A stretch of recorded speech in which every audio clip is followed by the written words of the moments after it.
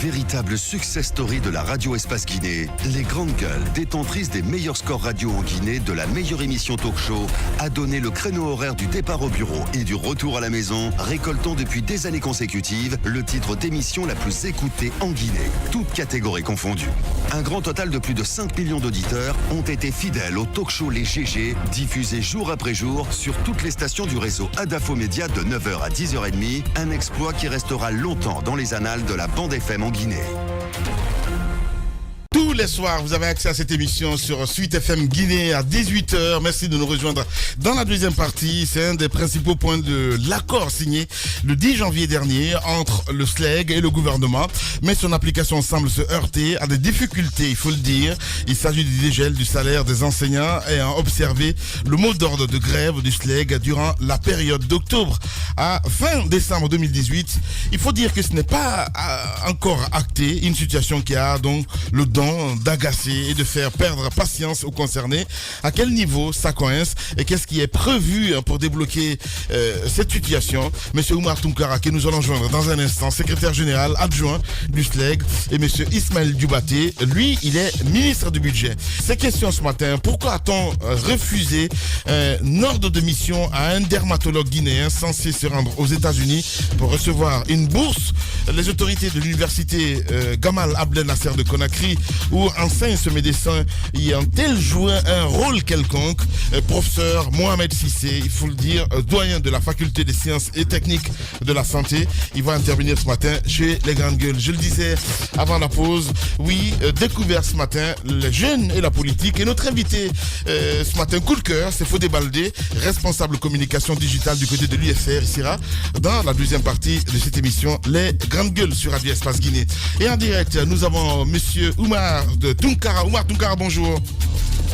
Bonjour, monsieur Guirassi. Merci de répondre aux questions des Grandes Gueules. Il y a donc cette situation qui tarde à être réglée, en tout cas ce point de l'accord du 10 janvier, qui tarde à se matérialiser. Il s'agit bien entendu du dégel du salaire des enseignants, les enseignants qui ont observé votre mot d'ordre de grève. À quel niveau ça coince, monsieur Tounkara? Merci de m'avoir donné la parole ce matin. Je ne saurais le dire effectivement, avec exactitude. Nous-mêmes, responsables syndicaux au bureau exécutif national, nous avons tout dit aux enseignants d'attendre les salaires seront dégelés sans délai, etc. au biétage, parce que nous tenons l'information des autorités et cela n'a pas été. Mais nous leur disons encore de patienter. Hier, le général Souma m'a dit qu'il a rencontré les autorités en charge des finances, toute la chaîne des finances, tous ceux qui doivent signer. Il m'a dit que sûrement, certainement, sans aucune probabilité, que les salaires qui étaient théoriquement dégelés maintenant le seront aujourd'hui pratiquement avant midi pour que les enseignants soient en possession de leur salaire. Bien. Ça, je tiens la nouvelle du général Souma. Okay. Maintenant, est-ce que ça sera ainsi? Là, il faut attendre midi et 13h pour connaître si c'est vrai, si ça savait. Et de toute façon, il nous dit que toutes les signatures ont été apposées hier et que les enseignants entreront dans leurs droits et seront en possession de leur salaire dans les différentes banques où leurs salaires sont domiciliés, contrairement à ce qui avait été dit, qu'ils devraient avoir ce salaire-là au piétage. Bien. De toute façon, oui. Ce qui est sûr, il y a une appréhension, il y a une inquiétude à notre niveau. Ouais. À partir du moment où nous nous estimons que le salaire qui est débloqué, qui a été logé au trésor pour faire de grève, à partir du moment où on s'est entendu un protocole signé avec l'accord du syndicat, du SLEG, de l'ISTG et du gouvernement, nous avions pensé qu'alimenter ces comptes-là, ça n'allait pas prendre tant de jours. Mais nous sommes très inquiets quant au respect futur des négociations. Bien. Si pour un transfert de salaire, et ça prend 20-22 jours, je ne sais pas les autres points qu'est-ce que ça va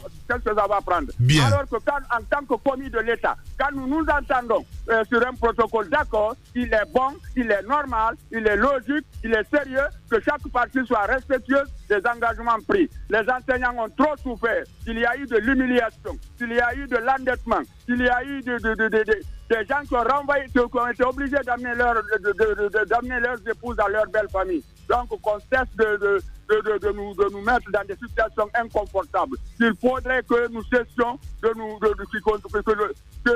les représentants de l'État cessent de nous soumettre à des traitements inhumains, cruels et déshonorables. C'est de l'humiliation. Encore une fois, nous pensons que ce qui a été dit, que les salaires seront perçus aujourd'hui à midi, c'est pas du verbiage. Nous souhaitons que cela soit pour que les enseignants sortent de la misère et pour qu'ils puissent vivre dignement, servir honnêtement, loyalement et efficacement. Voilà, Oumar Tounkara, en direct ce matin chez les juges. Allez-y. Monsieur Tounkara, il n'y a pas que le dégel des salaires. Il y a un autre point qui souffre d'application.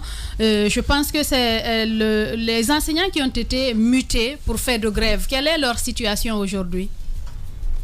C'est encore la même chose.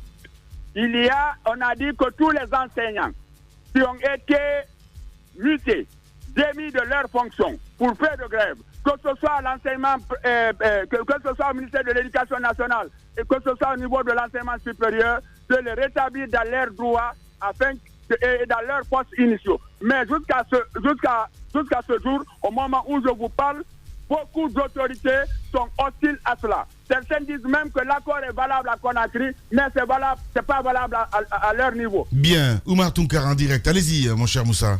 Alors, M. Tounkara, est-ce que M. Célestin Soumaoro est toujours le représentant du SLEC du côté de Zérékoré? Oui, Célestin Soumaoro. Célestin Soumaoro est-il... Allez, Tounkara, on va s'écouter, s'il vous plaît, c'est important. Allez-y, Moussa. Est-ce que M. Célestin Soumaoro est toujours le représentant du SLEC du côté de Zérékoré? C'est bien le camarade Célestin Soumaoro qui est notre représentant après que l'autre est démissionné. Alors, il y a ce courrier qui m'a été envoyé, donc courrier dans lequel le préfet de ce côté de Zérékoré donc met fin à toutes les activités des bureaux, donc il dit des bureaux anciens et nouveaux bureaux de l'Union préfectorale syndicale du SLEG. Donc, il suspend toutes ces activités sur le territoire et du côté de la préfecture de Zérékoré jusqu'à nouvel ordre. Et ce courrier, il a adressé donc à M.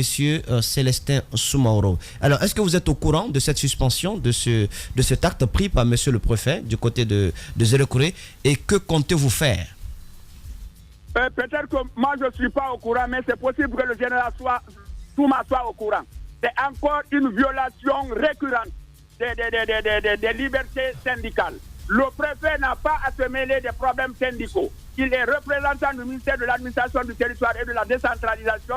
Il n'a qu'à s'occuper de la gestion des problèmes préfectoraux et laisser le syndicat évoluer. C'est une violation récurrente des libertés syndicales. Bien. Allez-y, Moussa. El Hadj Sori Sano a donc pris cet acte à Zérékoré le 21 janvier 2019. Je pense que l'information ne circule pas trop bien du côté du bureau de SLEG, hein, monsieur Tounkara. Ouais. Vous dites? Je dis, cet acte a été pris pourtant le 21 janvier 2019. J'ai comme l'impression que l'information ne circule pas assez bien du côté du bureau du SLEG. Non, c'est possible que... je ne